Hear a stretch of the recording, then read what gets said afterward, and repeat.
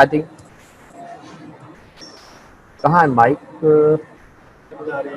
Are you? Okay. Okay. So how is everybody? Hope you are fine and enjoying your holidays at home. At the same time, having virtual education. That's a new experience for me. Everybody will have good experience of that, and will learn how to improve our teaching area in this part of software education. Okay. Yesterday we discussed thyrotoxicosis, that is the hypermetabolic state due to excessive thyroid hormone production, leading to a syndrome that is called thyrotoxic state. Today, when these hormones are deficient, the thyroxine is unable to produce the T3 and T4 thyroxine. It doesn't meet the demand of the body and lead to hypothyroidism, means your body is deficient of thyroid hormones and you have a clinical syndrome that is called a hypothyroidism, due to deficiency of thyroid hormones. When you have a deficiency of thyroid hormone, there is a generalized slowing of metabolic process.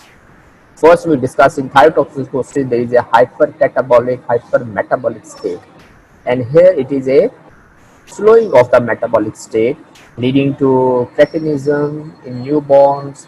Adolescents may lead to short stature, mental retardation, precocious puberty, and other clinical manifestations. And elderly people, especially, they are usually have symptoms which are generalized: lethargic, loss of memory. Sometimes they have fatigability, uh, shortness of breath, even cardiac manifestation, neurological and other manifestations. So this is a spectrum of disease depending on the how severe the deficiency of thyroid hormone thyroxine is, and what is the speed of onset of the disease. The onset of the disease is very important. Sometimes it is a subclinical hypothyroidism state when you have a TSH is on the upper side, but T3, T4 are well maintained. And we'll discuss later on subclinical hypothyroidism and what is the net feedback to control the pituitary and thyroid axis. So this is the basically the whole spectrum of the disease. If we see at the hypothalamic level, we have a hypothalamus which releases TRH, which act on the pituitary gland and cause the release of TSH, thyroid stimulating hormone, from the anterior pituitary. And from anterior pituitary, TSH, it acts on the thyroid gland to produce T3 and T4. These are the hormones which are produced and have a normal cell functioning. From head to toe, every cell is dependent on thyroxine for its maturation, for its metabolism, for its transmission, and even cell membrane diffusion is impaired because of the deficiency of thyroxine. So if you have a deficiency of thyroid hormones, means your T3, T4 are low, you will have a picture of hypothyroidism. So if I ask someone that if you have a thyroid problem, you have a thyroid gland is abnormal, it is damaged, it is atrophic, some autoimmune process or some surgical procedure, radioiodine exposure, the thyroid gland is not functioning to produce enough thyroid hormone, that is called primary hypothyroidism, because hypothyroidism due to the thyroid disease itself, number one.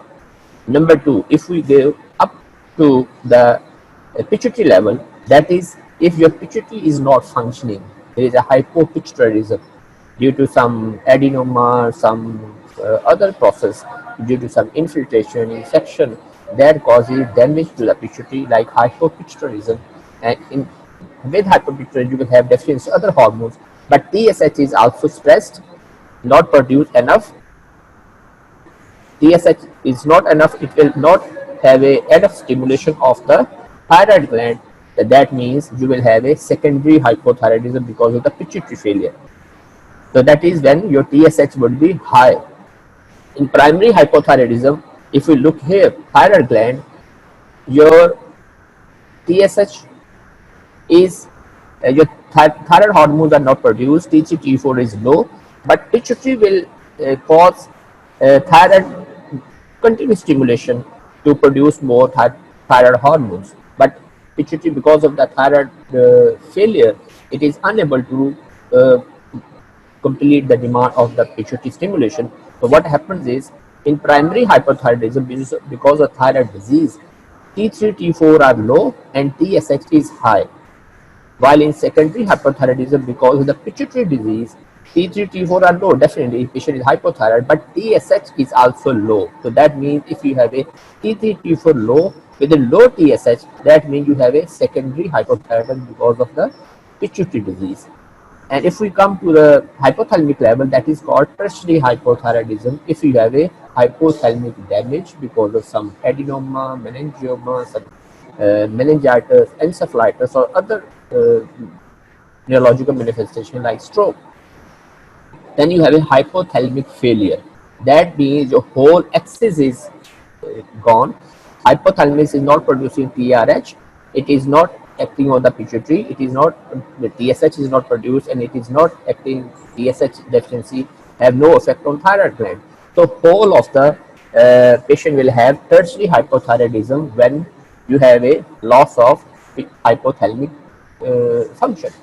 So primary because of the thyroid gland itself, secondary pituitary failure, and tertiary is the hypothalamic failure. So this is the whole negative feedback and all the cascade of events when takes place, whether in the form of hypothyroidism means low thyroxine levels because of thyroid disease itself, primary hypothyroidism, pituitary disease itself, secondary hypothyroidism, and hypothalamic disease leading to deficiency of TRH with hypothyroidism, that is called tertiary hypothyroidism. So this picture is should be very clear to everybody to understand when you have a thyroid function test, what is the level of TSH, what is the level of T3 and T4, and how to interpret those levels to see whether patient is thyrotoxic, hypothyroid, or euthyroid. So this is again negative feedback mechanism and interpretation of thyroid function. As I told you, if you have a high TSH is either there is a pituitary hyper functioning, number one, or there is a thyroid resistance, thyroid hormone resistance. The patient can have a subclinic hypothyroidism or primary hypothyroidism. So if your TSH is high, if you just go like I told you, if you have a primary hypothyroidism because of thyroid disease, thyroid gland damage, so what will happen is your pituitary will cause continuous stimulation. It will produce more TSH to cause activation of the thyroid gland to produce some hormone, but it is through negative feedback. So TSH would be high in primary hypothyroidism and T3, T4 would be low. Okay. Now, if you have a normal TSH, that means your TSH is normal. If patient is euthyroid, you can have normal T3, T4. If you have a T4 is low, that means that the normal TSH, T4 is low, that means the patient will have either a hypothalamic problem, hypothyroidism, because TSH is normal and you have a pituitary hypothalamic disease, and low TSH is a condition when you have a thyrotoxicosis, means the pituitary gland is stressed because of the negative feedback, because T3, T4 are excessive in the body, they stress the TSH to stress the pituitary gland, and you have a thyrotoxic state. We'll again see I'll give you the clear picture of how to interpret the thyroid functions. Okay, so hypothyroidism, deficiency of thyroxine in the body leading to a clinical syndrome that I told you, that can be a disease of the thyroid itself, that is primary hypothyroidism. It can be a disease of the pituitary gland, that is a secondary hypothyroidism. Pituitary gland may be damaged due to some adenoma, pituitary apoplexy, means tumor have a central necropsy leading to bleeding and that is called pituitary apoplexy, or some infiltratory disorder like sarcoidosis, amyloidosis, infection like tuberculosis can lead to hypopituitarism leading to TSH deficiency. At end of the day, TSH deficiency have a no stimulation on pituitary gland, and you get low T3, T4 in secondary hypothyroidism. Tertiary hypothyroidism told you if you go to the hypothalamic level, the TRH is deficient, means your lower pituitary and thyroid, they are not functioning because of the stimulus from the hypothalamus is lost. That means you have a tertiary hypothyroidism.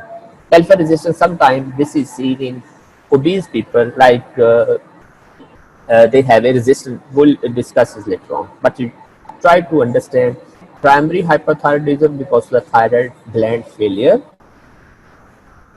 secondary hypothyroidism because of the pituitary failure and TSH deficiency, and tertiary hypothyroidism because of hypothalamic deficiency of TRH. Okay, so hypothyroidism is a clinical syndrome. It affects from head to toe. So primary hypothyroidism main causes are: number one, thyroid gland diseases. Thyroid disease may be chronic, autoimmune. Most common is autoimmune thyroiditis. Heterogenic, maybe post-thyroidectomy or radioiodine. We discussed yesterday. Patient with Graves' disease, it goes for radioiodine therapy. There are 50% chance of getting hypothyroidism because the thyroid gland may be excessively damaged, and later on patient become hypothyroid. Initially he was thyrotoxic. Post radiation therapy he become hypothyroid. This is a heterogenic. You treated the patient and now patient is hypothyroid. So it can be disease of the thyroid gland itself, thyroidectomy, or you have a disease iatrogenic like radioiodine therapy. Iodine deficiency, another cause, drugs, especially lithium, amidon, thalidomide, interferon alpha, interleukin. There are a lot of disease, drugs which can lead to thyroid deficiency and leading to primary hypothyroidism. Infiltrative diseases like hemochromatosis and sarcoidosis are infiltrative diseases. They infiltrate the thyroid gland, leading to thyroid damage and loss of thyroid hormones. Transient hypothyroidism is a clinical syndrome when the hypothyroidism takes for few weeks to months. That is transient phase when acute thyroid gland dysfunction takes place because of some process like subacute lymphocytic infiltration, like patient have lymphocytic thyroiditis, subacute granulomatous thyroiditis, or postpartum thyroiditis. Postpartum sometimes hemorrhage can lead to pituitary necrosis, that is postpartum pituitary necrosis, and that is secondary cause of hypothyroidism. But postpartum hypothyroidism because of the thyroid gland itself. And radioiodine therapy we already discussed in Graves' disease as a treatment of thyrotoxicosis, and following withdrawal of sometimes patients who are on thyroid and they are non-compliant, they stop taking their medication, because once you are hypothyroid, that means you have you have to take the medicine for life. But sometimes because of the excessive dose of thyroid hormones in euthyroid patient, or sometimes you have a congenital thyroid agency, dysgenesis, or defect in hormone synthesis. That is one of the cause of transient hypothyroidism. Central, I told you, secondary hypothyroidism because of the pituitary failure, TSH deficiency, and hypothalamic failure, TRH deficiency can lead to tertiary hypothyroidism. Generalized thyroid resistance, sometimes it is there, but you try to just make sure, is it primary thyroid disease, primary hypothyroidism, is it pituitary disease, is it loss of TSH with secondary hypothyroidism, and TRH because of the hypothalamic disease. Okay. One of the common manifestation of hypothyroidism in patient with Hashimoto, that is one of the chronic lymphocytic thyroid, Hashimoto's thyroid, autoimmune in origin, and lead to infiltration of the thyroid gland by lymphocytes, and that is the most common cause of hypothyroidism. This is more common in younger age group, and usually patient do not have a goiter. Usually, after inflammation, lymphocytic thyroiditis, the gland become atrophic and it is reduced inside because it's an autoimmune process that causes atrophic gland that is not visible. You don't get the goiter or large thyroid gland. It is an atrophic gland because of autoimmune destruction by lymphocytic infiltration. Okay, so if you suspect a patient with Hashimoto's thyroiditis, then what you do is you check your antibody titers. Autoantibody thyroid antigen means you can have thyroglobal antibody, thyroperoxidase antibodies, or antimicrobial antibodies. So Hashimoto thyroiditis is one of the common cause of hypothyroidism. It is an autoimmune region because of lymphocytic infiltration leading to atrophy of the thyroid gland and loss of thyroid hormone leading to hypothyroidism.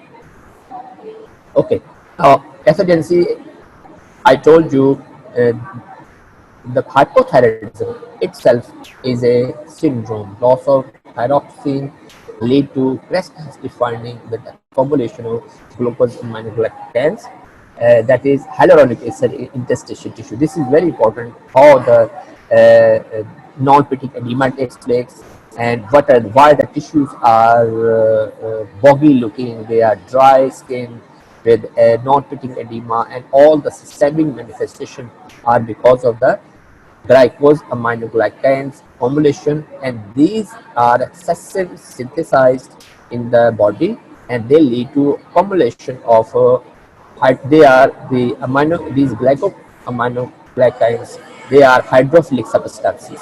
They increase the capillary permeability to albumin and account for the interstitial edema.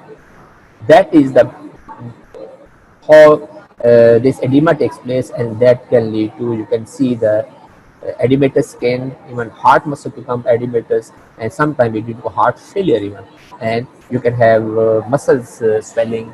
So periorbital edema, skin edema, all these manifestations are because of the glycosaminoglycans formulation that leads to a fluid retention in the body and leading to manifest clinical signs of hypothyroidism. Okay, now we will discuss the clinical manifestation, how the patient presents with symptoms, and what are the clinical signs. So hypothyroidism, as I told you, is a state when thyroxine is not produced to meet the demand of the body. It can be primary, secondary, or tertiary. Now, what are the symptoms? Symptoms and signs, they vary. As I told you, they vary according to the magnitude of the thyroid hormone deficiency and the acuteness of the problem. That hypothyroidism within weeks, months, or it is a subclinical phase that takes some months. So, severity of thyroid hormone deficiency and acuteness of the disease. So, less prominent in clinically and better tolerated when there is a gradual loss of thyroid hormone. If patient had acute post-surgical thyroidectomy, or you have a loss of pituitary, like pituitary tumor, or pituitary apoplexy, if there is a sudden loss of stimulating hormones, and patient will become hypothyroid over days.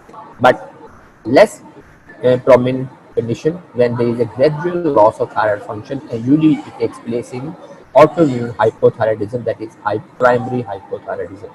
Symptoms can be acute after thyroidectomy, as I told you, or can be a patient is non-compliant and stop taking thyroid hormones. Patient was taking hormone, now he's gone into either Myxedema Coma, or because of the acute loss of thyroid hormone by thyroidectomy. This is the whole picture how patient can present, what are the symptoms, and what are the clinical signs you can see on bedside of the patient. So what is the mechanism? Number one, if you look at the metabolic process, I told you the hypothyroidism is a slowing of metabolic process because of deficiency of thyroid hormones. Thyroxine is not enough in the body, that can lead to fatigability, weakness, cold intolerance. Patient will have blankets in summer season, and dyspnea on exertion, weight gain, cognitive dysfunction, mental retardation. Even they can have dementia, depression, memory loss, and constipation because of the gut motility is slowed down, and you can have growth failure in children. If your metabolic process is slow, you can have slow movement and slow speech. Delayed, if you do an ankle jerk or knee jerk, it will be delayed relaxation of tendon reflexes. You can have bradycardia, and there will be yellowish discoloration due to hyperkeratinemia. Now, accumulation of metric substances, as we already discussed, the accumulation of amino glycans can lead to dry skin, hoarseness of voice, and edema. So, skin would be coarse skin, puffy faces, loss of eyebrows, especially the lateral part of the eyebrows are lost. This is a typical feature of hypothyroidism. Your lateral part of the eyebrows hair are lost. Periorbital puffiness, I'll show you the picture. You get classical, there is a periorbital edema and puffiness. And there is an enlargement of the tongue. You can have macroglossia in patients with hypothyroidism.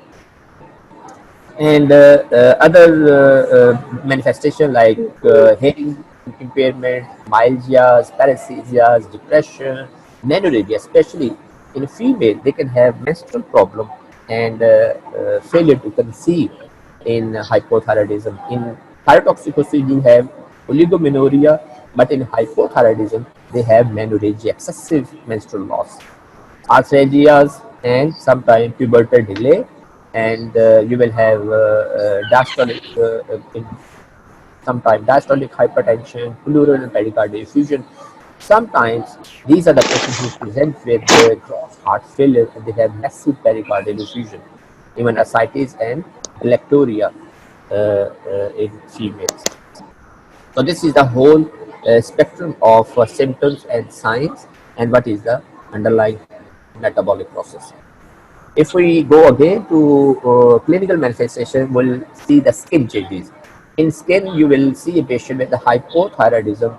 He will have cool, pale skin because of the reduced blood flow. Patient may have, we'll discuss about the hematological changes, and you will have dry roughness of the skin. The epidermis has an atrophic cellular layer and hyperkeratosis. This is the all changes which are taking place in the skin. Decreased sweating, collagenesis and acidic gland secretion are reduced. Generalized non-pitting edema, I told you the non-pitting edema in the one of the clinical manifestation of hypothyroidism, or that is called mixed edema. In severe hypothyroidism, it is because of infiltration of the skin by glycose aminoglycans and associated water retention.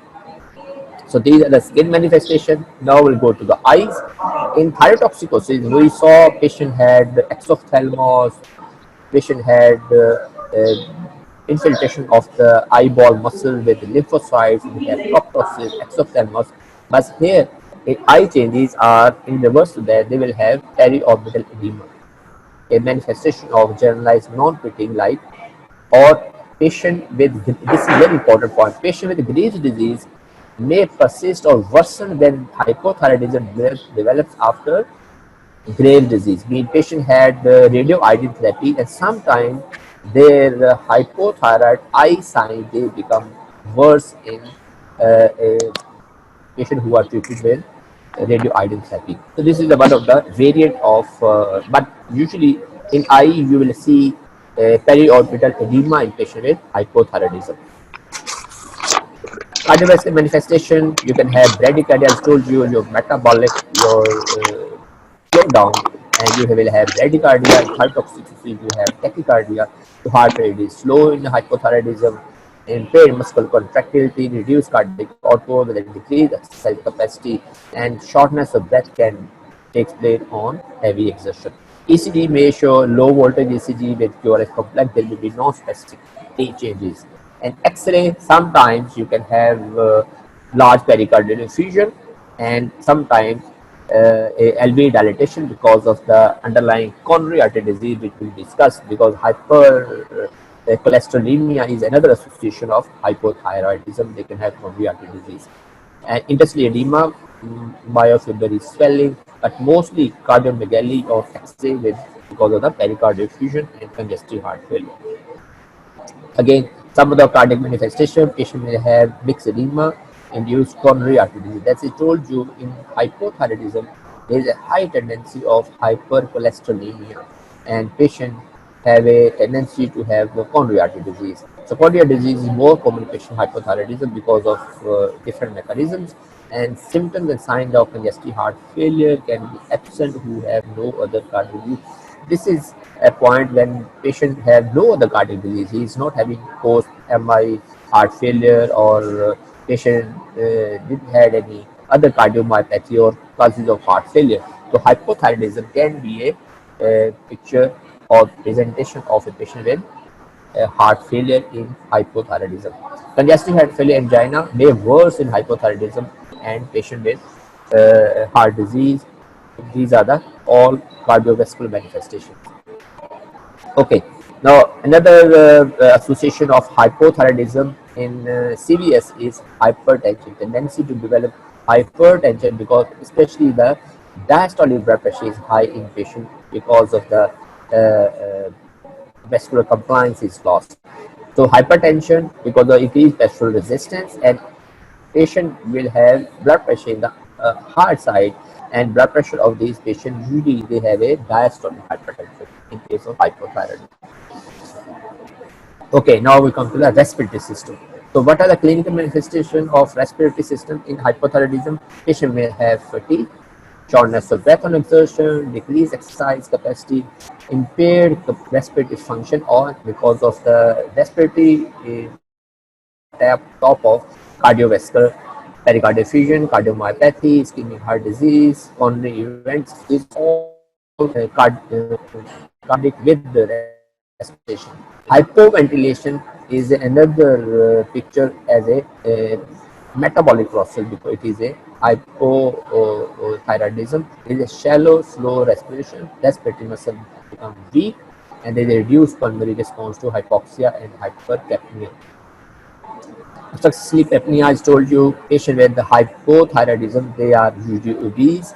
They have a history of obstructive sleep apnea or Pickwick syndrome. That is because of the macroglossia, the tongue falls in deep sleep, and you have an obstructive airway disease, major airway obstruction leading to obstructive sleep apnea. So you can confirm by a sleep study and to see the apneic cells, and the underlying cause is hypothyroidism leading to obesity, and macroglossia leading to sleep apnea syndrome.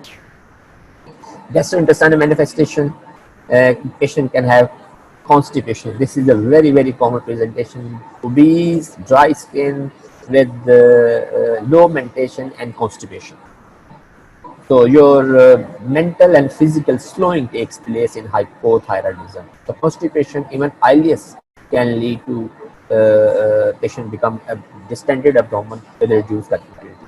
Decreased taste sensation, another manifestation because the taste buds get damaged by infiltrated condition, and, gastric atrophy. That is another autoimmune disorder that hypothyroidism with the Hashimoto thyroiditis, they have associated pernicious anemia, another autoimmune disease because lack of the intrinsic factor deficiency, intrinsic factor secretion of the parietal cells leading to pernicious anemia or vitamin B12 deficiency. So association of hypothyroidism with pernicious anemia as part of autoimmune disease. Patient may be anemic with macrocytosis because of underlying B12 deficiency due to pernicious due to parietal cell antibody damage. So in medicine, you will see the associated problems like patient with the hypothyroidism can have hypercholesterolemia, patient with hypothyroidism can have hypertension, patient with hypothyroidism can have other autoimmune diseases like pernicious anemia. So weight gain, I told you, is a because of that there is a metabolic rate is slowed down, there is accumulation of fluid, non-fatigue edema, and sometimes cause they can lead to ascites, pericardial effusion, but fluid accumulation is because of the glycosaminoglycans accumulation leading to water retention, and they will have non-pitting swelling.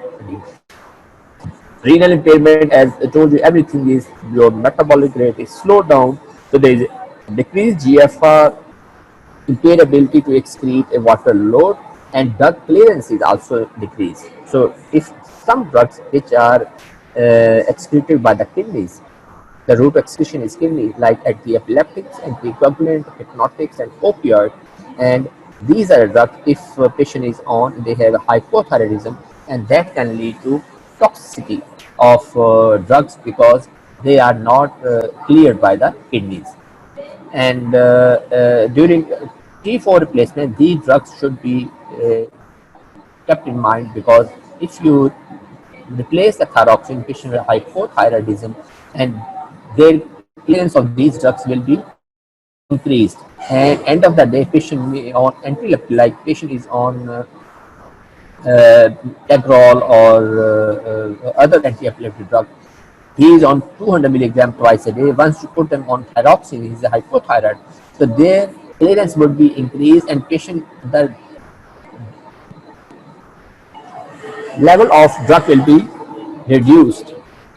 So that means you have risk of having epilepsy if you start the patient with thyroxine. So this is very important. They have a effect on GFR.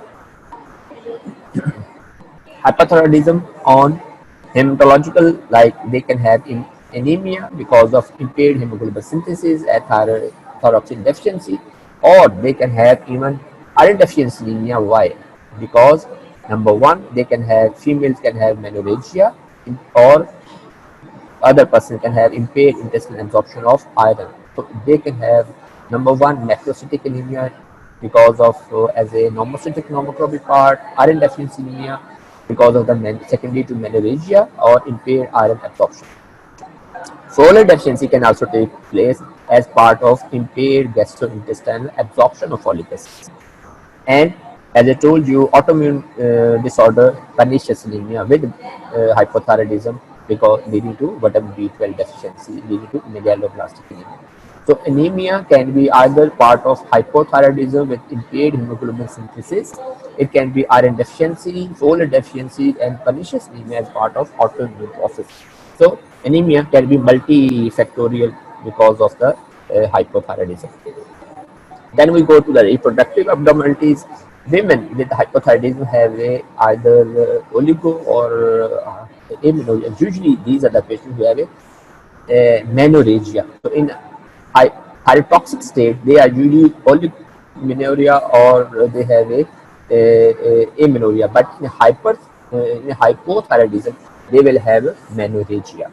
Decreased fertility, failure to conceive, increased likelihood of early abortion. Okay, pregnancy is a very important uh, uh, aspect of hypothyroidism, and patients who are hypothyroid on thyroxine, they usually require increased dose, a 20 to 25% increased dose of thyroxine during pregnancy. So it's very important to optimize their dose when the women become pregnant, because they need more dose of insulin. Otherwise, there is a high risk of early abortion. Hyperprolactinemia is another clinical manifestation of hypothyroidism, and this sex hormone binding globulin concentration is low, leading to a failure, libido, and other sexual dysfunction can take place. So, thyroxine is very, very important for normal fertility, normal pregnancy, and other manifestations. If we go to the central nervous system, neurological dysfunction, there is a general depression of the central nervous system. There is a sleepiness, inability to concentrate, sluggish thought process, response slowly to questions, and less able to retrieve information from the memory. So basically, your brain is slowed down because of hypothyroid state. There are different theories brain becomes slow. The PET scan has a 23% reduction in cerebral blood flow and 12% reduction in cerebral glucose metabolism. So your metabolism and blood flow is reduced. So that means your brain is slowed down, your response is slow, you are less able to maintain your memory, and you are sluggish and inability to concentrate. So hypothyroidism is very, very important for patient presenting with neurological manifestations. And next we go to the again neurological manifestation, your motor part. Delay in relaxation. If you do the knee jerk, there will be a delay relaxation phase of the tendon reflexes. Carpal tunnel stone, very or median nerve is uh, pressed because of the edema, and carpal tunnel syndrome takes place. There is a numbness in the thumb and the index finger, and you will have sometimes atrophy of the thinner muscles. So carpal tunnel syndrome is another neurological. Even presentation of the patient will present. I have numbness in my thumb and index finger, and you will see the patient has hypoesthesia, and sometimes there is atrophy of the thinner eminence, and patient have carpal tunnel syndrome. So paresthesia can numbness, and paresthesia can also representation of hypothyroidism, and asymptomatic elevation of CPK. So muscles are gradually, they have muscle patient may have muscle cramps and proximal myopathy. And as in thyrotoxicosis, there is a wasting and weakness of muscles. In hypothyroidism, although you have muscle cramps and there may be a proximal muscle weakness, and sometimes it can lead to rhabdomyolysis with even myoglobinuria and even renal acute renal failure. Especially patient in cold weather, they have Myxedema Coma, and we'll discuss the Myxedema Coma. They can have a renal impairment. Okay, so metabolic abnormalities in hypothyroidism, hypoelectrolyte imbalance, hyponatremia may be result from reduction in free water clearance, because renal impairment lead to reduced GFR and water clearance is impaired, and patient have a hyponatremia, your water overload in hypothyroidism. Creatinine clearance, as I told you, if you creatinine clearance is reduced, and if you replace the thyroxine, and that may improve by 20 to 90%. Lipid clearance is also reduced, resulting in elevation in serum concentration of free fatty acid, total cholesterol, and LDL cholesterol. Especially LDL cholesterol is a high risk for having coronary artery disease, and patient with hypothyroidism has risk of LDL hyperlipidemia leading to coronary artery disease. And plasma homocysteine concentration also increase, and that is again a risk factor for coronary artery disease. So if we look as a whole, the symptoms and signs, and what is the percentage of presentation in affected patient of hypothyroidism, you will see that generalized weakness, lethargic in 99% of patients, skin changes, dry coarse skin in 97% of patients, slow speech in 91, eyelid periodema in 90% of patients, and cold sensation, numbness, and other manifestation in 89% of patients, decreased sweating. So this is the how the patient present, what is the unique percentage of their presentation, like facial edema, coarse hairs, skin pallor, forgetfulness, and constipation. So these are the simple clinical manifestation and percentage of patient in hypothyroidism. As I told you, the pathogenesis and the negative feedback system of thyroid disorder. If you have a primary hypothyroidism, that means your thyroid gland is impaired. That means your T3, T4 are low and TSH would be high. If you have a pituitary failure, you have low T3, T4 and TSH would be low, because pituitary is not producing enough TSH. If you have a hypothalamic disease, your TSH would be low, your T3, T4 will be low, and TRH will be also low. So this is because of the hypothalamic failure. So either primary, secondary, and tertiary hypothyroidism. Okay, we have a patient, 55 lady, comes to you with a history of lethargy, uh, cold intolerance, and she is constipated. She has got dry hair, dry skin. She is flabby with periorbital edema, and speech is slurred, slowed down, and she says, I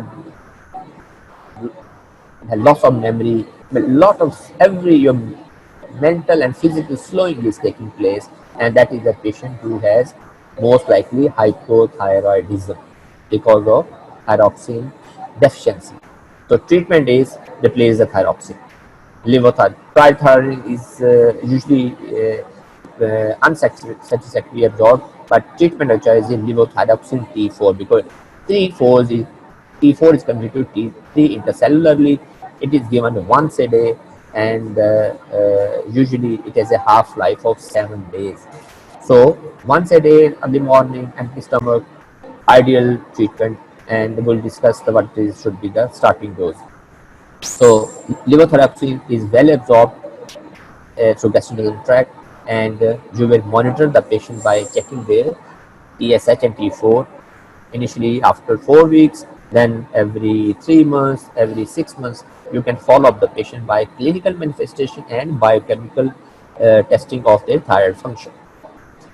Okay, so replacement of levothyroxine in adults range from 0.05 to 0.2 milligram, means microgram is almost 1.7 microgram per kilogram. If patient is 60 years and you replace by 2, means he will be have usually on 60 to 120 microgram. One thyroxine tablet is 50 microgram, and you can start the patient on 2 tablets per day, and depending the monitoring of their symptoms, signs, and their thyroid function test. In elderly, low dose is started usually because they have some underlying coronary artery disease, they have other clinical manifestation. You start with low dose because they can have tachycardia, they can have other reactive problem. So start with low dose and then increase the dose by 4 to 6 weeks interval depending on your clinical and thyroid function levels. And dose should be increased about 25% during pregnancy. As told you, in pregnancy, 20 to 25% increase in thyroxine dose during pregnancy, because this is a vital hormone for neonatal, for the baby growth and fetal growth and the mother. So if thyroxine is not properly replaced, you can have immature fetal death, or there may be a abortion. So thyroid replacement therapy during pregnancy is very vital. Okay, drugs which altering the thyroid replacement requirement. This is a bit complicated, but we'll go next. The condition which is called myxedema coma. Myxedema coma is a condition when you have loss of thyroid, thyroxine, and patient is in a emergency state. So it is a life-threatening situation. Like I told you, thyroid storm that takes place when there is excessive thyroid secretion by the thyroid gland.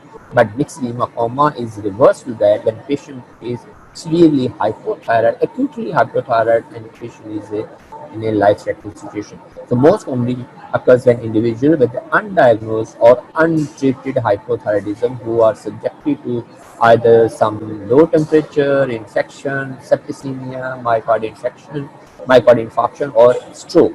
So acute illness, whether septicemia, MI, stroke, can precipitate patient with hypothyroidism to myxedema coma, or patient who are on low dose of thyroxine replacement, they are not appropriately replaced, and in winter season, because of low temperature, risk of pneumonia, risk of infection, and MI and stroke is increased, and they become comatose. The patient will have respiratory depression, bradycardia, decreased intestinal motility, hyponatremia, altered sensorium, and patient may have underlying septicemia, infection, and hypothermia. So myxedema coma patient coming to emergency, he is a no hypothyroid patient or new patient with myxedema coma, and you see patient is bradycardic, hypotensive, he is having low core temperature, he is hypothermic, and there is intestinal motility. Your lab show is hyponatremia, anemia, and clinically the tendon reflexes are even very depressed. They will have periorbital edema, they are anemic, they have dry hairs and dry skin. Your whole picture would be clinical emergency of hypothyroidism. So most patients, they are the patients who need ventilatory support, because these patients, they have respiratory distress, they become hypoxic, leading to hypercapnia, and they collapse because of the type 1 to type 2 respiratory failure, even because of the muscle weakness, and they are hyponatremic, they are hypotensive, they are septic, and leading to ventilatory support. Blood gases may show type 1 or type 2 respiratory failure if they have a CO2 accumulation leading to CO2 narcosis, and they need ventilatory support. Now, what is the treatment in patient with Myxedema Coma? Because it is a emergency and the patient should be kept in ICU, they are given thyroxine, levothyroxine, very very important. Put patient in comatose or put the NG tube in and give them 400 to 500 microgram of levothyroxine, and subsequently you can manage them on 100 to 200 milligram per day. So loading dose of levothyroxine and then 100 to 200 milligram per day depending on their neurological state, their body response, how they improve their respiration, their other vital function like blood pressure, their saturation, they start improving once they have an optimum level of thyroxine in their body. Route of administration, usually patient is comatose and NG tube is put in and they are given through NG tube. Sometimes IV preparation available, but not we don't have in Pakistan. But second option is you can have suboptimal concentration, but usually they have a gastric atony, and sometimes absorption is gastrointestinal absorption is not that good. Some because of the intestinal malabsorption condition, and they are given IV. Steroids again role in patient with septicemia, shock state, and patient who are Myxedema Coma. They are given corticosteroids and dexamethasone. They are loaded with and then maintained therapy. Hypothermia, they are usually gradually warmed up by insulating blankets, because hypothermia itself can be a worsening precipitating factor for Myxedema Coma. So these are the patients who are in emergency. They have very low level of thyroxine leading to Myxedema Coma, requiring ventilatory support, IV fluid, gradual warming, and antibiotics and corticosteroids.